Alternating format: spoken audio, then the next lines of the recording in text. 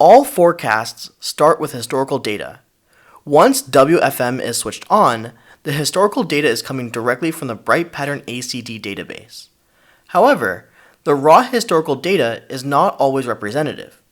It may include outliers and one-off situations, an example being due to a system outage or a weather event.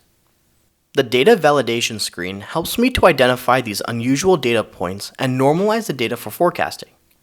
I'll select the week of October 6th as my validation period, and the month of September is my historical reference period, which will provide me the baseline for identifying outliers.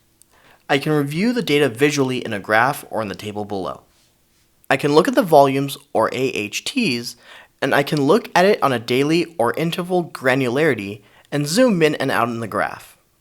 The red line here represents the data that is not yet validated, and the blue line shows the averages in the reference period. Here, the volume on Monday, October 7th at 8 a.m. was lower than normal.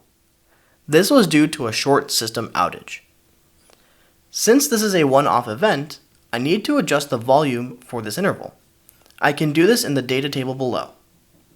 Since I had set the deviation threshold to 30% in the table, the interval is already highlighted. I can now directly overwrite the volume of 81 with the reference volume of 109. This green triangle indicates that I have overwritten the volume. If I need to normalize multiple intervals, I can also use averaging or adjusting the selected cells by a percentage or a total value. On October 10th, the organization had a sales event. I can mark this event here as a special event.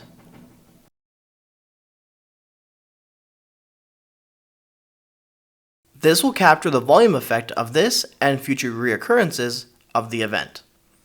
As a result, I can see the sales event in the graph. Having done all of the necessary adjustments, I'll click Confirm.